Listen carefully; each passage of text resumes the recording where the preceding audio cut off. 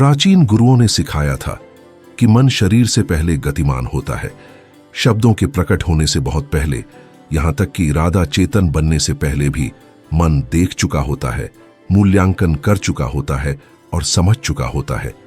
मानव संपर्क के प्रारंभिक क्षणों में जब एक न्यूनतम संपर्क होता है, एक हल्का, लगभग अदृश्य स्पर्श, तो सबसे पहले त्वचा प्रतिक्रिया नहीं देती बल्कि चेतना देती है।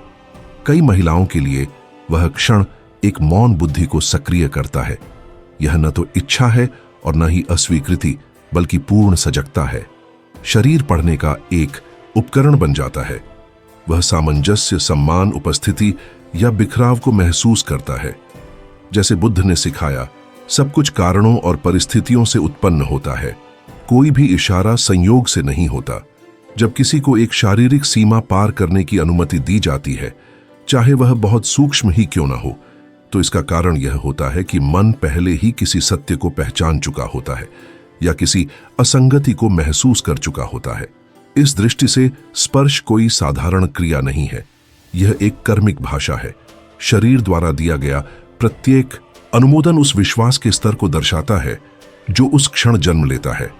सभी इशारों का एक ही अर्थ नहीं होता, क्योंकि सभी एक ही इरादे से उत्पन्न नहीं होते। सामाजिक शिष्टाचार को वास्तविक निकटता समझ लेना संबंध की क्रमिक प्रकृति को न समझने के समान है, जैसे ज्ञान को मात्र सूचना समझ लेना। बौद्ध धर्म सिखाता है कि आसक्ति तब उत्पन्न होती है जब स्पष्ट रूप से निरीक्षण नहीं किया जाता। मानवीय संपर्क में कई गलतियां मार्ग के स्तरों में भेद न कर पाने से जन्म लेती हैं। कुछ इशारे शिष्टाचार से जुड़े होते हैं, कुछ भावनात्मक खुलापन दर्शाते हैं और कुछ गहरी कनेक्शन को। इन्हें समान मान लेना अज्ञान से कार्य करना है, न कि बुद्धि से। स्पर्श इसलिए केवल संवेदना नहीं है, यह गति में ऊर्जा है, ऐसी रसायन प्रक्रिया है जो भावनात्मक स्मृतियों को जागृत करती है। ऐसे संकेत हैं जिन्हें तंत्रिका तंत्र बिना शब्दों के समझ लेता है। महिलाएं भावनात्मक परस्पर निर्भरता के प्रति अपनी प्रशिक्षित संवेदनशीलता के कारण इन संकेतों को अक्सर अधिक सूक्ष्मता से महसूस करती हैं। वे मौन में भी इरादे को महसूस कर सकती हैं। इसलिए महत्वपूर्ण बात स्पर्श का स्थान नहीं है, बल्कि वह मन है जिससे वह उत्पन्न होता है। दृष्टिकोण, उपस्थिति, सही या गलत इरादा। जब सम्मान और सजग ध्यान होता है तो स्पर्श संबंध बनाता है। जब जल्दबाजी, अपेक्षा या अहंकार होता है तो वही इशारा बिना एक शब्द कहे द्वार बंद कर सकता है। इसे समझना दैनिक जीवन में बुद्धि का अभ्यास करना है, क्योंकि जैसा कि धर्म ने सिखाया, प्रत्येक मुलाकात या तो सजगता से कार्य करने का अवसर होती है या फिर भ्रम को दोहराने का। धर्म की शिक्षाओं में यह याद दिलाया जाता है कि कर्म कभी भी उसे उत्पन्न करने वाले मन से अलग नहीं होता। एक ही इशारा दो अलग अलग व्यक्तियों द्वारा किया गया समान प्रभाव उत्पन्न नहीं करता, क्योंकि वह एक ही चेतना से जन्म नहीं लेता। इस प्रकार एक स्पर्श कभी अनदेखा रह सकता है और किसी अन्य क्षण गहरी अनुभूति जगा सकता है। निर्णय त्वचा नहीं लेती, बल्कि वह इरादा जो उस इशारे के माध्यम से प्रवाहित होता है। शरीर के पास विचार से भी पहले की एक बुद्धि होती है। वह स्पष्ट रूप से यांत्रिक शिष्टाचार से उत्पन्न क्रिया और प्रामाणिक उपस्थिति से जन्मे इशारे में अंतर कर लेता है। जब इशारा खाली होता है तो वह कोई छाप नहीं छोड़ता। जब वह ध्यान, सम्मान और शांति से भरा होता है तो शरीर उसे तुरंत पहचान लेता है। जैसे बुद्ध ने सिखाया, मन सभी वस्तुओं से पहले होता है। उसे जिस दिशा में ले जाया जाता है, परिणाम भी वैसा ही होता है। आधुनिक विज्ञान केवल उसी की पुष्टि करता है जिसे सजग निरीक्षण पहले से जानता था। धीमा और जानबूझकर किया गया स्पर्श तंत्रिका तंत्र के गहरे परिपथों को सक्रिय करता है, जिससे सुरक्षा और जुड़ाव की अनुभूति उत्पन्न होती है। विश्वास को बल नहीं, कोमलता संप्रेषित करती है। संबंध को जल्दबाजी नहीं, स्थिरता खोलती है। उतावला इशारा चिंता प्रेषित करता है, शांत इशारा स्थिरता। महिला शरीर जो इन संकेतों के प्रति विशेष रूप से संवेदनशील होता है, इन सूक्ष्मताओं को आंतरिक सामंजस्य या अव्यवस्था के स्पष्ट संकेतों के रूप में पढ़ता है। इस दृष्टिकोण से शरीर धीरे धीरे बनने वाला विश्वास का क्षेत्र है। सभी हिस्सों का समान अर्थ नहीं होता, क्योंकि सभी समान स्तर का समर्पण नहीं दर्शाते। प्रत्येक दिया गया प्रवेश मार्ग पर एक कदम का प्रतिनिधित्व करता है, इच्छा की ओर नहीं बल्कि सुरक्षा की। और इस प्रगति को समझना संबंध की अनित्यता को समझना है।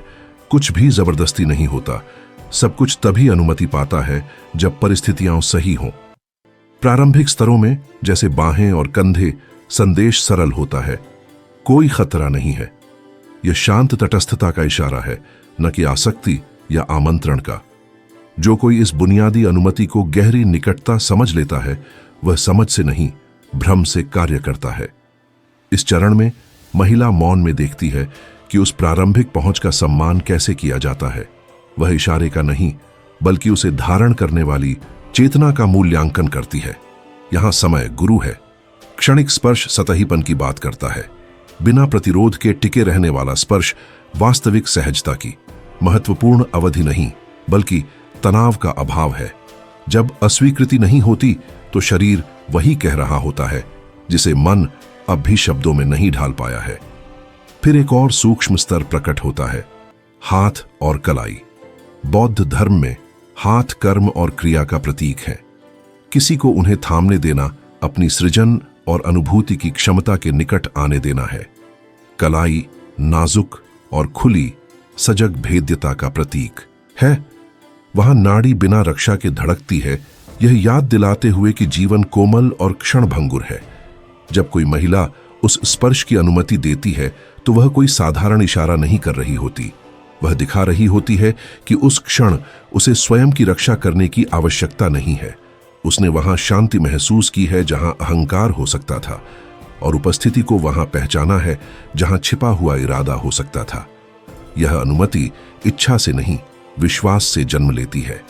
अंततः स्पर्श शरीरों को नहीं जोड़ता, वह चेतना की अवस्थाओं को प्रकट करता है। जब सजगता होती है तो इशारा सामंजस्य लाता है। जब आसक्ति या अपेक्षा होती है तो वही इशारा संतुलन तोड़ देता है। इसलिए जो व्यक्ति बुद्धि के साथ चलता है वह अधिक छूने की कोशिश नहीं करता, बल्कि अधिक उपस्थित होने का अभ्यास करता है। क्योंकि जागरण के मार्ग में सबसे पहले शरीर नहीं निकट आता, मन पहले शांत होता है। चेतना के मार्ग पर निकटता की ओर उठाया गया हर कदम अर्थ का भार बढ़ा देता है। एक निश्चित बिंदु के बाद स्पर्श केवल एक इशारा नहीं रह जाता, बल्कि आंतरिक स्थिति का स्पष्ट संकेत बन जाता है। ऐसे ही एक सीमा बिंदु का प्रकट होना तब होता है जब हाथ पीठ के निचले हिस्से के पास आता है। यह क्षेत्र संतुलन और उस चीज से जुड़ा है जिसे हम सीधे नहीं देखते। यह अदृश्य पर भरोसे का प्रतीक है। इस स्पर्श की अनुमति देना एक क्षण के लिए नियंत्रण छोड़ने के समान है। जब शरीर पीछे नहीं हटता, बल्कि स्वाभाविक रूप से उस इशारे की ओर झुक जाता है, तो वह इच्छा से नहीं, सुरक्षा से प्रतिक्रिया कर रहा होता है। शरीर कहता है यहां कोई खतरा नहीं है। फिर भी धर्म स्मरण कराता है कि सब कुछ परिस्थितियों पर निर्भर करता है। सामाजिक संदर्भ में यह स्पर्श कभी कभी स्वचालित रूप से बिना गहराई के भी हो सकता है। इसलिए सत्य क्रिया में नहीं, प्रतिक्रिया में है। तनाव सतर्कता को प्रकट करता है, शिथिलता स्वीकृति को। शरीर कभी झूठ नहीं बोलता। उस सीमा के आगे एक और भी सूक्ष्म क्षेत्र है, गर्दन और चेहरा। गर्दन जीवन प्रवाह की रक्षा करती है। यह एक संवेदनशील खुला क्षेत्र है जो केवल पूर्ण विश्वास में ही प्रस्तुत किया जाता है। चेहरा दूसरी ओर पहचान की अभिव्यक्ति है। किसी को उसके निकट आने देना, गाल पर हल्का स्पर्श, बालों की एक लट को ठीक करना, कोई छोटा सा अनुमोदन नहीं, बल्कि गहराई से व्यक्तिगत खुलापन है। फिर भी यहां भी ज्ञानी व्यक्ति निष्कर्ष निकालने में जल्दबाजी नहीं करता। एक और स्तर है, और भी शांत तथा प्रकट करने वाला, जिसे कई लोग अनदेखा कर देते हैं क्योंकि वे इसे महत्वपूर्ण नहीं मानते। बाल। चिंतनशील परंपरा में जिसकी हम निरंतर देखभाल करते हैं, वही हमारे लगाव और मूल्य को प्रकट करता है। बाल पहचान का हिस्सा है, अंतरंग देखभाल का, उस ढंग का जिससे एक महिला स्वयं में निवास करती है। यह ऐसा कुछ है जिसकी रक्षा बिना सोचे समझे की जाती है। आधुनिक मनोविज्ञान वही देखता है जो सजग ध्यान देखता आया है। अनेक महिलाएं अपनी भावनाओं को स्वनियंत्रित करने, मन को शांत करने या आंतरिक अवस्था के साथ रहने के लिए अपने ही बालों को छूती हैं। इसलिए जब किसी अन्य व्यक्ति को उन्हें छूने की अनुमति दी जाती है तो वह कोई सतही इशारा नहीं होता। यह गहरी भावनात्मक विश्वास का संकेत है। अवचेतन मन कह रहा होता है, यहां मैं अपनी रक्षा ढीली कर सकती हूं। इस बिंदु पर स्पर्श खोजने के लिए नहीं, पुष्टि करने के लिए होता है। न कोई जल्दबाजी, न कोई अपेक्षा, केवल उपस्थिति। जैसा कि बौद्ध धर्म सिखाता है, सच्ची निकटता छीनी नहीं जाती, वह सामंजस्य होने पर प्रदान की जाती है। और जो इसे समझता है वह तेजी से आगे बढ़ने की कोशिश नहीं करता, बल्कि अधिक सजग रहने का अभ्यास करता है। क्योंकि हर मानवीय संबंध में अंतरंगता इस बात से नहीं मापी जाती कि क्या छुआ गया, बल्कि इस बात से कि साझा मौन में कितना सम्मान निवास करता है। सजग निकटता के पथ पर कुछ सीमाएं होती हैं जिन्हें केवल तब पार किया जाता है जब मन शांत हो। सबसे सूक्ष्म सीमाओं में से एक गर्दन और चेहरे पर प्रकट होती है। गर्दन जीवन की रक्षा करती है। यह एक खुला क्षेत्र है जो तभी प्रस्तुत होता है जब भय न हो। चेहरा इसके विपरीत पहचान की अभिव्यक्ति है, वह जिसके साथ व्यक्ति संसार के सामने आता है। गाल पर हल्का स्पर्श या चेहरे के पास बालों की ओर किसी का हाथ आना कोई आकस्मिक इशारा नहीं है। यह एक अत्यंत व्यक्तिगत स्थान को खोलना है। फिर भी बुद्धि सिखाती है कि यह स्तर भी सबसे गहराई को प्रकट नहीं करता। एक और भी शांत तथा कोमल अनुमति है जिसे कई लोग नजरअंदाज कर देते हैं। बाल, जिसकी हम निरंतर देखभाल करते हैं, वही दर्शाता है कि हम क्या महत्व देते हैं। बाल उस ढंग का हिस्सा है जिससे एक महिला स्वयं में रहती है, स्वयं की देखभाल करती है और स्वयं को पहचानती है। इसलिए उनकी रक्षा बिना सोचे समझे की जाती है।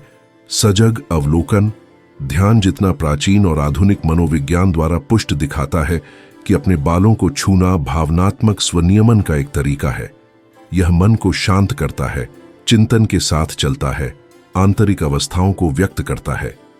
जब किसी और को उन्हें छूने की अनुमति दी जाती है तो अवचेतन मन स्पष्ट रूप से कह रहा होता है, यहां सहजता है, यहां ऐसा विश्वास है जो सतह से आगे जाता है।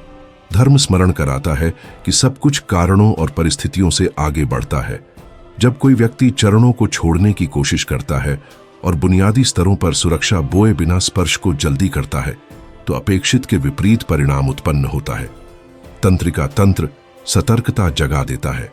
मन खतरे के संकेत खोजने लगता है और जब यह अनुभूति प्रकट होती है तो वह स्पष्टीकरणों से नहीं मिटती, वह पूरी बातचीत में प्रतिध्वनि बनकर रहती है।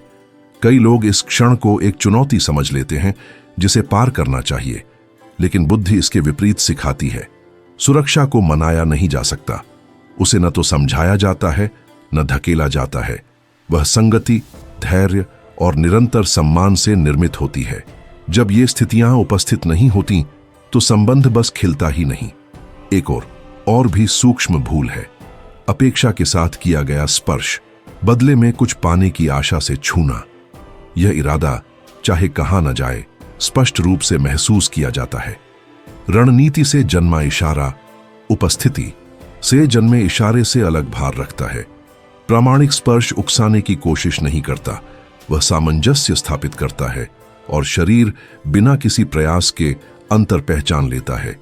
उतना ही महत्वपूर्ण है पीछे हटने को पढ़ना सीखना। हल्का सा दूर होना, मुद्रा में परिवर्तन, बाहों का क्रॉस होना, ये खेल या संकोच नहीं बल्कि सीमाएं हैं। निर्णायक क्षण पीछे हटने का इशारा नहीं बल्कि उसके प्रति प्रतिक्रिया है। बिना जोर दिए, बिना असहज हुए, बिना नाटकीयता के उस सीमा का सम्मान करना एक गहरा संदेश भेजता है, यहां कोई है जो सुनता है। और विडंबना यह है कि स्वाभाविक रूप से रुक जाना आगे बढ़ने के किसी भी प्रयास से अधिक विश्वास उत्पन्न करता है, क्योंकि जागरण के मार्ग में सच्ची निकटता इस बात से नहीं मापी जाती कि कितना स्पर्श किया गया, बल्कि इस बात से कि कब न करना है, यह जानने में कितनी चेतना है। सजगता के अभ्यास में जो कुछ भी अस्थिर है वह दुख उत्पन्न करता है। घबराया हुआ स्पर्श अस्थिरता के उन्हीं रूपों में से एक है। ऐसे इशारे जो बिना संगति के आते जाते हैं लंबे मौन के बाद संदर्भ से बाहर किया गया स्पर्श ऐसे आंदोलन जो संवाद के साथ प्रवाहित नहीं होते। जब स्पर्श संदेह या भय से उत्पन्न होता है तो शरीर उसे तुरंत पहचान लेता है। वहां कोई सामंजस्य नहीं होता। हर इशारा कुछ ऐसा बन जाता है जिसे परखा जाना पड़े, और यही मुलाकात की सहजता को तोड़ देता है।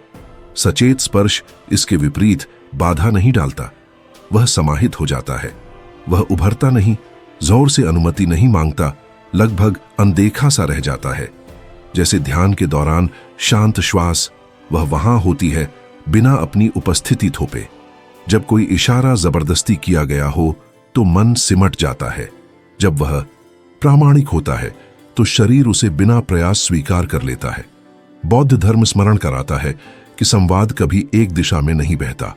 जैसे कोई देखता है वैसे ही वह स्वयं भी देखा जाता है। महिलाएं जब खुलापन होता है तो स्पर्श को एक भाषा की तरह उपयोग करती हैं। हंसते समय हल्का सा स्पर्श, ऐसी निकटता जिसका कोई व्यावहारिक कारण नहीं, एक ऐसा इशारा जो देखने में आकस्मिक लगे। इनमें कुछ भी संयोग नहीं होता। ये सुरक्षा की अनुभूति से जन्मे रुचि के मौन संकेत होते हैं। एक स्पष्ट संकेत उन स्पर्शों में होता है जिनका कोई कार्य नहीं होता। जब हाथ बिना आवश्यकता के छूता है, जब कुछ इस तरह संवारा जाता है जबकि कोई अव्यवस्था नहीं थी, तब इशारा ही संदेश होता है। ये निकटता ये न तो भद्दी होती हैं, न ही अनजानी। ये जानबूझकर होती हैं, पर कोमल। जो सजगता से देखता है वह उन्हें बिना घबराहट, बिना अधिक अर्थ निकाले पढ़ना सीख जाता है। शरीर की प्रतिक्रिया एक और महान गुरु है। यदि पास आने पर पीछे हटना नहीं होता तो वहां स्वीकृति है। सहजता शायद ही शब्दों में कही जाती है, पर शरीर उसे ईमानदारी से व्यक्त करता है। जब तुम आगे बढ़ते हो और वह बनी रहती है तो संकेत स्पष्ट है। जब वह पीछे हटती है, शरीर मोड़ती है या दूरी बनाती है, तब भी संकेत उतना ही स्पष्ट है।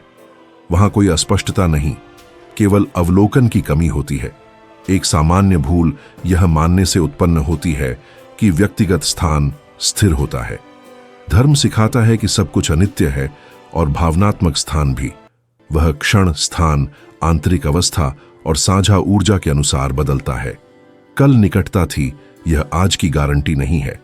हर मुलाकात नई होती है और ताजा उपस्थिति की मांग करती है, स्मृति या अपेक्षा की नहीं। एक विशेष रूप से उद्घाटित करने वाला संकेत तब होता है जब वही संपर्क की शुरुआत करती है। उस क्षण वह भावनात्मक जोखिम उठाती है, वह स्वयं को उजागर करती है। यह शिष्टाचार से नहीं किया जाता।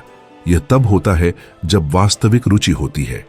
बुद्धिमान प्रतिक्रिया तेजी या अतिशयोक्ति नहीं, बल्कि स्वाभाविक प्रत्युत्तर होती है। संबंध तब बढ़ता है जब उसे धकेला नहीं जाता। अंततः यह सारी समझ एक मूल सत्य तक ले जाती है। स्पर्श कोई तकनीक नहीं है, वह कुछ पाने का साधन नहीं है। वह एक पूर्ण भाषा है, साझा मौन जितनी ही गहरी। जब वह सम्मान और उपस्थिति से जन्म लेता है तो किसी भी सुंदर शब्द से अधिक प्रामाणिक संबंध रच सकता है। इसीलिए विश्वास के क्षेत्र लक्ष्य नहीं होते, वे भावनात्मक अवस्था के प्रतिबिंब होते हैं। जो स्पर्श को विजय मानता है वह आसक्ति से जीता है। जो उसे पारस्परिक संवाद समझता है वह बुद्धि से कार्य करता है। जब कोई महिला किसी अंतरंग इशारे की अनुमति देती है और सहजता से प्रतिक्रिया देती है तो कुछ जीता नहीं गया होता। जो जन्म लेता है वह सुरक्षा का एक स्थान होता है जहां वह असुरक्षित, भेद्य हो सकती है। और जागरण के मार्ग में ऐसी विश्वास भावना किसी भी सतही उपलब्धि से अनंत रूप से अधिक मूल्यवान होती है। यदि इस चिंतन ने तुम्हें अधिक स्पष्टता से देखने में सहायता की है तो शिक्षा यह नहीं कि किसी संदेश से चिपक जाओ या आदत से किसी मार्ग का अनुसरण करो। धर्म को रटा नहीं जाता, उसे जिया जाता है। वास्तविक आमंत्रण यह है कि इस दृष्टि को अपनी अगली मुलाकातों में ले जाओ और अधिक ध्यान से देखो, शब्दों से परे सुनो और बिना पूर्वानुमान के उपस्थित रहो। जब मन शांत होता है तो वे संकेत प्रकट होने लगते हैं जो पहले जल्दबाजी या अपेक्षा से ढके रहते थे। यदि इस सजगता को अपनाने पर तुम्हें लगे कि संवाद सरल, अधिक ईमानदार और कम जबरदस्ती वाले हो गए हैं, तो यह चिंतन अपना कार्य पूरा कर चुका होगा। हर सच्ची शिक्षा की तरह यह अनुयायी नहीं, बल्कि चेतना चाहती है। और जैसे मौन उतना ही संप्रेषित करता है जितना कोई इशारा, वैसे ही एक और उतना ही उद्घाटित करने वाला भाषा रूप है, जो सहजता से साझा किया जाता है और जो नाम लेने से बचा जाता है। स्त्री अनुभव में यह चयन संयोग नहीं होता, यह विश्वास के स्तर, किसी के भावनात्मक स्थान और उस आंतरिक सुरक्षित क्षेत्र की मात्रा की बात करता है जहां खुलना संभव लगता है। इस भेद को समझना उन पहलुओं को उजागर करता है जिन्हें केवल शारीरिक स्पर्श नहीं दिखा सकता। ऐसा एक विषय है जो ठीक इसी बिंदु को और गहराई से छूता है और उस यात्रा को पूरक करता है जिसे हमने अभी तय किया है। उस समझ का अन्वेषण तुम्हें यह और स्पष्ट दिखा सकता है कि जब मन शांत होता है तब रुचि किस तरह व्यक्त होती है, क्योंकि अंततः मार्ग संकेत पढ़ना सीखने का नहीं है, बल्कि ऐसा व्यक्ति बनने का है जिसकी उपस्थिति सत्य को आमंत्रित करे।